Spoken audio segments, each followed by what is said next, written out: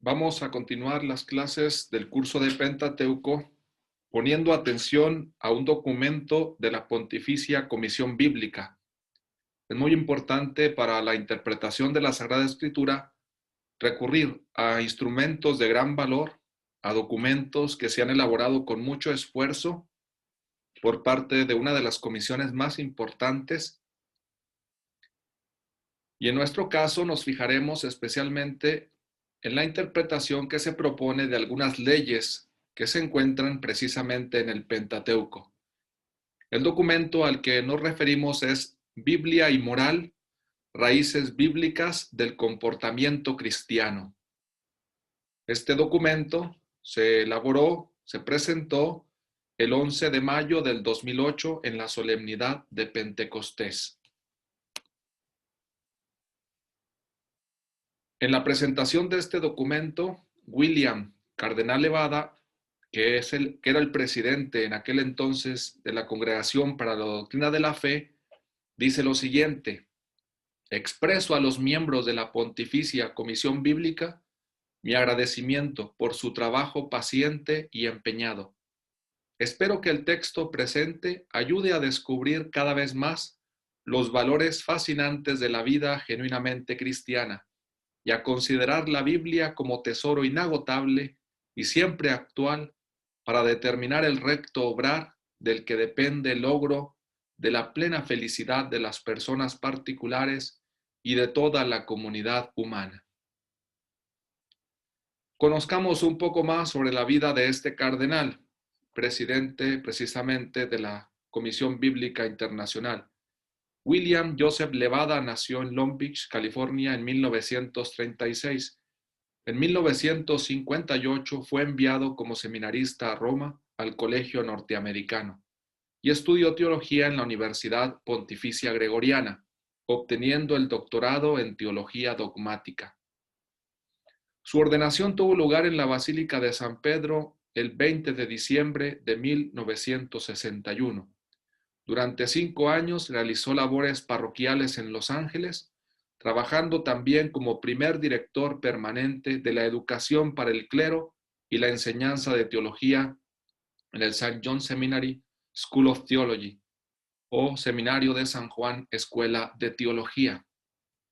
De 1986 a 1993 fue el único obispo estadounidense en el Consejo Editorial de la Comisión para el Catecismo de la Iglesia Católica. Recordamos que para una lectura bíblico-eclesial de la Sagrada Escritura es muy importante tener a la mano el Catecismo de la Iglesia Católica, leerlo continuamente, porque es fruto también de mucho esfuerzo, de condensar en unas páginas el núcleo de la fe cristiana, que precisamente en este catecismo colaboró el cardenal William Levada. Él fue el autor del glosario publicado en la segunda edición en inglés del catecismo. El 13 de mayo de 2005 fue nombrado por el Papa Benedicto XVI prefecto de la Congregación para la Doctrina de la Fe y por lo tanto sucedía al propio Ratzinger en esta importante congregación en la que el Papa alemán había trabajado arduamente durante 20 años. Fue creado y proclamado cardenal en el consistorio del 24 de marzo de 2006 con la diaconía de Santa María Indómnica. Al ser prefecto de la Congregación para la Doctrina de la Fe, es también automáticamente presidente de la Pontificia Comisión Bíblica y de la Comisión Teológica Internacional. El cardenal Levada falleció el 26 de septiembre de 2019. Entramos de lleno en lo que nos dice este documento sobre lo que ya hemos estado hablando en clases anteriores y que es preciso seguir reflexionando para comprender mejor. En el número 33 se nos habla de los códigos legislativos. Dice así el documento: se suelen considerar como tales el Código de la Alianza. Ya hemos hablado de este código. Se encuentra en el libro del Éxodo, capítulo 21, versículo 1 al capítulo 23, versículo 33. La ley de santidad, que se encuentra en el libro de Levítico, capítulo 17, versículos del 1 al 26, capítulo 17, versículo 1 al capítulo 26, versículo 46. Y el código deuteronómico, que se encuentra en el libro del Deuteronomio del capítulo 4, versículo 44 al capítulo 26, versículo 19. Son los códigos legislativos más importantes que se encuentran en el Pentateuco. Dice el documento, se presentan en estrecha conexión con la estipulación de la alianza en el Sinaí y constituyen junto al Decálogo una concretización del camino de la vida, allí revelado y ofrecido. El documento, por lo tanto, interpreta los códigos legislativos como un camino de la vida que se propone precisamente en un contexto de alianza en el Sinaí. Ahora el documento va a decir o exponer 3 temas morales que aparecen como especialmente relevantes en estos códigos. Es decir, son tanto los temas y las leyes que aparecen allí que el documento decide condensarlos en 3 temas especialmente importantes. El primero, los pobres y la justicia social. Las leyes apodícticas del Código de la Alianza, del Código Deuteronómico y de la Ley de Santidad, recordemos que este tipo de leyes normalmente empiezan por un no, como hemos dicho en clases anteriores.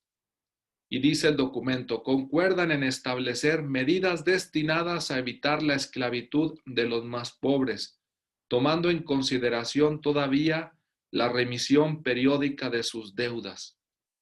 Estas disposiciones tienen a veces una dimensión utópica.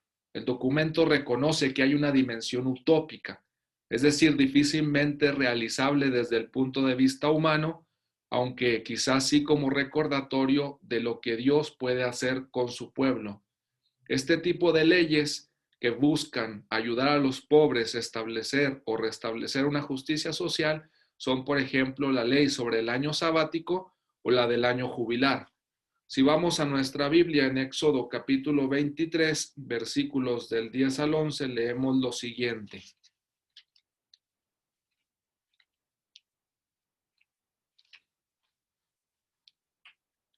Durante 6 años sembrarás tu tierra y recolectarás su producto, pero al 7º la dejarás descansar y en barbecho, para que coman los pobres de tu pueblo y pasten su sobrante las bestias del campo. Así harás con tu viña y tus olivos. Y con respecto a la ley del año jubilar, leemos en el libro de Levítico capítulo 25, versículo 8. Contarás para ti 7 semanas de año, 7 veces 7 años, resultándote los días de las 7 semanas de años 49 años. En el mes 7º, el 10 del mes, harás resonar el cuerno.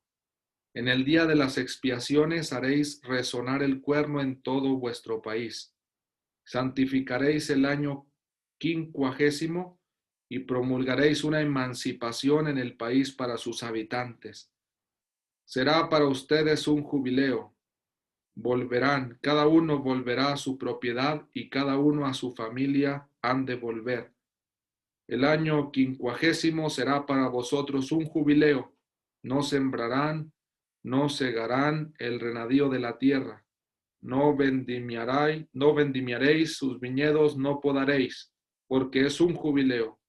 Para ustedes será cosa santa. Comerán el producto espontáneo del campo. Y así sucesivamente se puede continuar leyendo este año jubilar y lo que significa para los pobres, para la justicia social. Continúa el documento diciendo, sin embargo, al asignar a la sociedad israelita el objetivo de combatir y de vencer la pobreza, se mantienen realistas. Por eso decíamos que las leyes que tienen dimensión utópica difícilmente se verifican en este mundo. Sin embargo, eso no quiere decir que se viva de ilusiones, sino hay también visiones realistas y se considera una lucha muy difícil, la lucha contra la pobreza y el establecimiento de la justicia social. En el Código Deuteronómico, por ejemplo, en el capítulo 15, versículo 4, que cita este documento, leemos lo siguiente. En todo caso, no debe haber pobre alguno en medio de ti, pues Yahvé te habrá de bendecir copiosamente en el país que Yahvé tu Dios te da en herencia y posesión. Veamos cómo aquí se insiste que en todo caso no debe haber pobre alguno en medio de ti. En el capítulo 15 también y versículo 11 dice, en verdad no faltarán menesterosos en el país. Por eso te ordeno diciendo, has de abrir ampliamente tu mano a tu hermano, a tu pobre y tu indigente en tu país. Vemos cómo en el mismo capítulo del libro del Deuteronomio se dice, por un lado, que en todo caso no debe haber pobre alguno en medio de ti, y al mismo tiempo dice, en verdad no faltarán menesterosos en el país. Aquí se manifiesta la dificultad de esta lucha contra la pobreza. También hay textos realistas, dice el documento. La lucha contra la pobreza presupone la realización de una justicia honesta e imparcial. Parece ser que solo como fruto de una justicia honesta e imparcial se podrá vencer a la pobreza. Dice en el capítulo 23 del Éxodo, versículo 1 al 8, no propagues falso rumor, no pongas tu mano por el malvado para atestiguar en falso. No sigas a la multitud para obrar mal, ni depongas en litigio inclinándote a la mayoría para torcer la justicia. Tampoco al pobre has de favorecer en su proceso. Cuando encuentres el toro de tu enemigo o su asno extraviado, se lo llevarás, desde luego. Cuando veas el asno de quien te aborrece caído bajo su carga, guárdate de desampararlo, antes bien ayudarás a la bestia juntamente con él. No tuerzas el derecho del indigente en su proceso. De toda palabra falsa te has de alejar y no has de matar inocente ni justo, pues no absolveré al culpable. No aceptes soborno, porque el soborno ciega a los más clarividentes y tuerce las palabras de los justos. Fijémonos cómo toda esta serie de leyes ponen de relieve la necesidad imperiosa de que haya justicia como requisito indispensable para vencer la pobreza. O en el libro del Deuteronomio, capítulo 16, versículos 18 al 20, se dice lo siguiente. Te asignarás jueces y comisarios en cada una de las ciudades que Yahvé tu Dios te dé según tus tribus, y juzgarán al pueblo con juicio justo. No torcerás el derecho, no harás acepción de personas, no admitirás cohecho, porque el soborno ciega los ojos de los sabios y corrompe las palabras de los justos. Plena justicia has de perseguir, para que vivas y poseas el país que Yahvé tu Dios te otorga. Tareas que se encomiendan al pueblo de Israel, papel importante de jueces y comisarios en cada una de las ciudades para que haya justicia. Continúa el documento. La justicia se ejerce en nombre de Dios mismo. Se utilizan diversas líneas teológicas para fundamentarla. Especialmente las leyes apodícticas del Código de la Alianza retoman la intuición profética de la proximidad de Dios con respecto a los más pobres. Es decir, no se trata solamente de elementos, por así decirlo, desde una dimensión horizontal entre israelitas o entre pobres y ricos o entre ciudadanos que forman parte de una misma sociedad o familiares que tienen vínculos de sangre, sino hay también una dimensión vertical. Hay una proximidad especial de Dios con respecto a los más pobres. Y el Deuteronomio destaca el documento, insiste sobre el estatuto particular de la tierra confiada por Dios a los israelitas. Israel, beneficiario de la bendición divina, no es el propietario absoluto de la tierra. Esto es muy relevante porque la tierra será antes que nada un don de Dios, sino que es el usufructuario. Dios le va a encomendar una tierra al pueblo de Israel. Dice en el libro del Deuteronomio capítulo 6 versículos del 10 al 11. Y cuando Yahvé tu Dios te haya introducido en el país que juró a tus padres, a Abraham, Isaac y Jacob, Te daría ciudades grandes y hermosas que tú no has edificado. Fijémonos en el texto, te daría, son un don, ciudades grandes y hermosas que tú no has edificado. Casas repletas de toda suerte de bienes que tú no has llenado. Cisternas excavadas que tú no cavaste. Viñas y olivares que no has plantado. Israel, por lo tanto, recibirá una tierra de parte de Dios y será el administrador. Por ello, la actuación de la justicia social aparece como la respuesta creyente de Israel al don de Dios. Ser justos es una respuesta creyente. No solo, como decíamos, se trata de una dimensión meramente horizontal. Los códigos legislativos manifiestan sobre todo también una dimensión vertical de vínculo y de respuesta a Dios. En Deuteronomio 15, que ya hemos visto, también se puede encontrar algo de lo que hemos mencionado. La ley precisamente regula el uso del don. La ley está en estrecha relación con el don y recuerda la soberanía de Dios sobre la tierra. Más que destacar el aspecto de obligación, de falta de libertad o de esclavitud, la ley se manifiesta como la manera más adecuada de responder a Dios y de hacer un mejor uso, quizá el mejor uso del don que Dios le ha concedido. El segundo tema que trata el documento y que consideran los códigos legislativos es el extranjero. La Biblia hebrea, dice el documento, utiliza un vocabulario diferenciado para denominar a los extranjeros. La palabra ger designa al extranjero residente que vive de modo duradero junto a Israel. El término nokri atañe al extranjero de paso, mientras que los términos toshav y sakir designan en la ley de santidad a asalariados extranjeros. Tenemos, por lo tanto, una terminología variada para referirnos a este grupo de personas.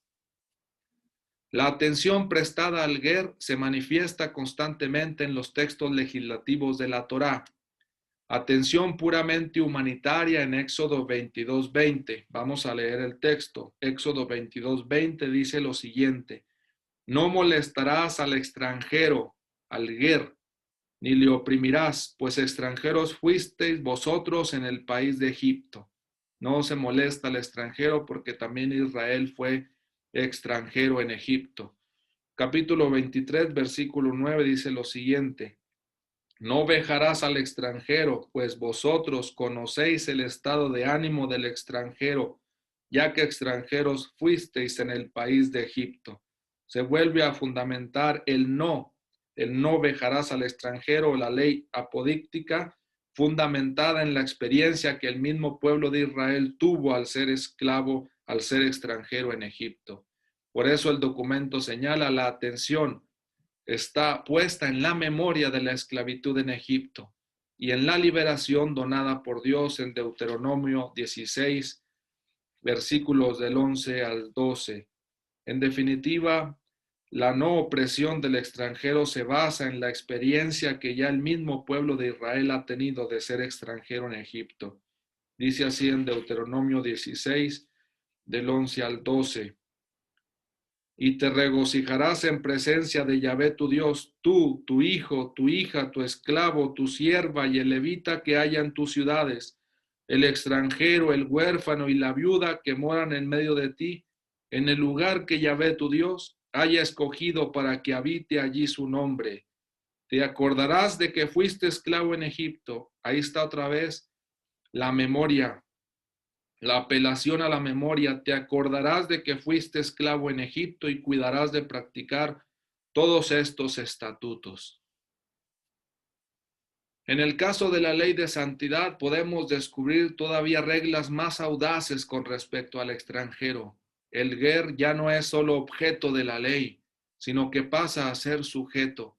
El extranjero también es corresponsable con los que habitan el país, es corresponsable de su santificación y de su pureza. Los que habitan en el país o indígenas y los extranjeros quedan así unidos por una responsabilidad común y por un vínculo descrito mediante el vocabulario del amor. Levítico capítulo 19, versículo 33 al 34, nos presenta lo siguiente, un texto que ya hemos mencionado en otras ocasiones y que es fundamental para la reflexión sobre el mandamiento del amor. Capítulo 19, versículo 33. Si un extranjero mora contigo en vuestra tierra, no le molestéis. Como a uno de vuestros indígenas, habéis de considerar al extranjero que con vosotros es huésped, y le amarás como a ti mismo, pues extranjeros habéis sido en el país de Egipto. Yo soy Yahvé, vuestro Dios. La ley de santidad prevé, por lo tanto, procedimientos para integrar a los extranjeros, o al menos los gerim, plural de ger, en la comunidad de los hijos de Israel. La ley de santidad busca en el fondo una integración, una unidad entre los que habitan en el país y los extranjeros. Tarea siempre indispensable, tarea siempre importante hasta nuestros días. El tercer tema, finalmente, que trata este documento es el tema del culto y la ética. La literatura profética es sin más la primera que ha tomado en consideración la correlación entre el culto rendido a Dios y el respeto del derecho y de la justicia. Obviamente sabemos y tenemos textos muy antiguos de los profetas que vinculan el culto a Dios y el cumplimiento también del derecho o de la ley o de la justicia. La predicación de Amós es un ejemplo, o la de Isaías. En este caso manifiestan e insisten al pueblo que si da culto a Dios, también haga justicia, también tenga cuidado del respeto de los derechos de los demás. En este sentido es muy importante porque se destaca no solamente una dirección vertical del pueblo hacia Dios con el culto, sino que el mismo culto ha de ser un promotor de la dimensión horizontal, de la justicia y del derecho. En este caso, si pasamos a los códigos legislativos, que son los que nos interesan porque estudiamos curso de Pentateuco, recuperamos lo que este documento de la Comisión Bíblica Internacional nos presenta. Dice que el Código Deuteronómico, por una parte, yuxtapone leyes cultuales y prescripciones de ética social. Vemos cómo se hace una dinámica ya en el Código Deuteronómico donde se vincula el culto a Dios y el respeto por el derecho.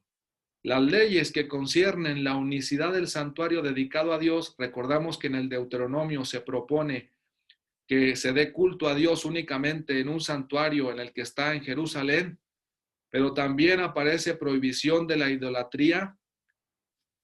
Van a ser leyes que van a preceder las leyes sociales de Deuteronomio 14, 22 a 15, 18. Es decir, lo que se diga con respecto al culto en el único santuario dedicado a Dios y en la prohibición de la idolatría tiene una relevancia para el cumplimiento de las leyes sociales. No se queda el libro del Deuteronomio únicamente hablando de culto. Por ejemplo, en el capítulo 12 del libro del Deuteronomio empieza así: estos son las leyes, los decretos que van a practicar o van a estar muy listos de practicar en el país que Yahvé, Dios de tus padres, te ha concedido para que lo posean cuantos días vivan sobre el suelo. Ya empieza a enumerar diversas situaciones que tienen que ver con Dios. Pero si pasamos como dice aquí, al capítulo 14, versículo 22, encontramos lo siguiente: separarás puntualmente el diezmo de todo el producto de tu sementera, lo que brota del campo año tras año. Lo comerás ante Yahvé tu Dios en el lugar que haya escogido para hacer allí habitar su nombre. Aquí se vincula el culto a Dios con el diezmo de los productos, el diezmo de tu grano, tu mosto y tu aceite, los primogénitos de tu ganado mayor y menor, a fin de que aprendas a temer a Yahvé tu Dios todos los días. Dice, mas si el camino resulta excesivo para ti, de suerte que no puedas transportarlo porque está demasiado lejos de ti el lugar que Yahvé tu Dios hubiera elegido para poner ahí su nombre, es decir, la gente que se le hace muy difícil llegar hasta Jerusalén, dice, lo cambiarás por dinero. En lugar de los productos, cogerás el dinero en tu mano, irás al sitio que Yahvé tu Dios haya escogido, que es una segunda manera de acercarse al culto, ya no llevar los productos, sino más bien llevarlo en dinero. Dice, emplearás el dinero en todo lo que tu alma apetezca, en ganado mayor o menor, en vino, bebida embriagadora y todo cuanto apetezcas, y lo comerás allí en presencia de Yahvé tu Dios, y te regocijarás tú y tu casa. Se manifiestan elementos de comida, de alegría, de regocijo. Fíjense ahora, al levita que mora en tus ciudades no has de abandonar. Empieza una preocupación por las otras personas, por las otras gentes, pues no posee junto a ti porción ni herencia. Dice, al fin de cada 3 años separarás todo el diezmo de tu cosecha en aquel año y lo depositarás en tus ciudades. Vendrá el levita, pues no tiene contigo porción ni herencia. Y vienen más grupos de personas, y el extranjero, y el huérfano, y la viuda que haya en tus ciudades, y comerán y se saciarán, a fin de que Yahvé tu Dios te bendiga en toda obra que tu mano acometa. Hay pues una dinámica muy fuerte de relación y de vínculo entre el culto, entre la peregrinación al santuario de Jerusalén y el poner también al servicio de los demás los propios bienes. Una especie de vinculación entre lo que Dios da y lo que seguirá dando si uno comparte con los demás lo que Dios le ha dado. Tu Dios te bendiga en toda obra que tu mano acometa. Así sucesivamente hay más leyes. Por ejemplo, en el capítulo 15, versículo 7, cuando haya en medio de ti un pobre entre alguno de tus hermanos, en alguna de tus ciudades en el país que Yahvé tu Dios te da, no endurecerás tu corazón ni tu mano cerrarás a tu hermano indigente. Antes, al contrario, le abrirás desde luego tu mano y le prestarás lo necesario a la indigencia, lo que le haga falta. Guárdate, no sea que se suscite en tu corazón una idea perversa diciendo, se acerca el año séptimo, año de la remisión, y en consecuencia mires con malos ojos a tu hermano indigente y no le des nada, de suerte que él clame contra ti a Yahvé y se origine en ti un pecado. Más le has de dar generosamente sin que se apene tu corazón cuando le des, pues con motivo de tal acto Yahvé tu Dios te bendecirá en todas tus obras y en todo cuanto emprenda tu mano.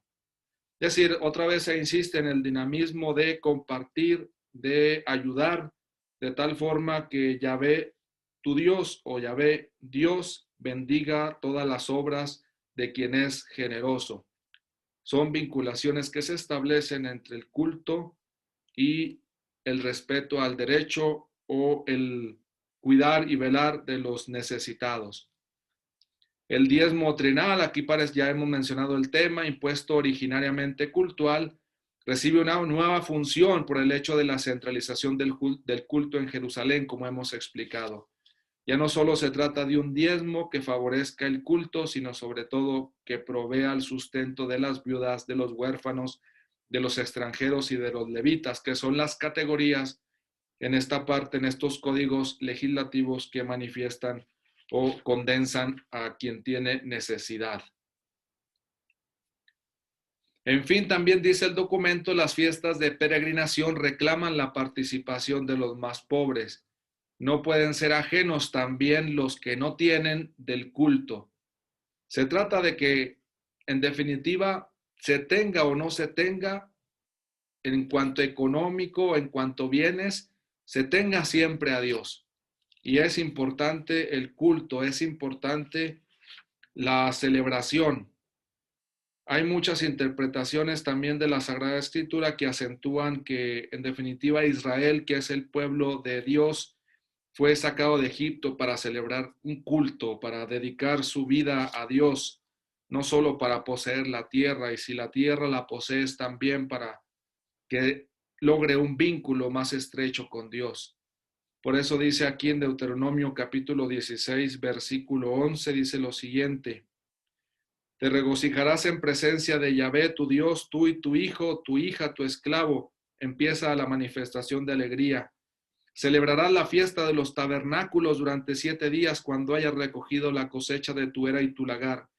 Te regocijarás en tu festividad, tú, tu hijo, tu hija, tu esclavo, tu sierva, el levita, el extranjero, el huérfano y la viuda que haya en tus ciudades. Es decir, una fiesta ha de ser la oportunidad de que todo el pueblo se una, de que efectivamente todos puedan participar. Nadie debe ser ajeno al culto tributado a Dios. Las leyes de la Torá, por lo tanto, insiste el documento, atraen la atención de sus lectores sobre las implicaciones éticas de cada celebración cultural. El libro del Deuteronomio no se conforma con un culto meramente en relación con Dios, sino en un culto con relevancia también social, en un culto con relevancia a la hora de buscar el derecho, buscar la justicia y en definitiva buscar la paz. Va terminando el documento esta parte insistiendo que muestran que los códigos legislativos de la Torá o del Pentateuco están particularmente atentos a la moral social. La comprensión que Israel tiene de Dios no lo aleja del mundo, obviamente.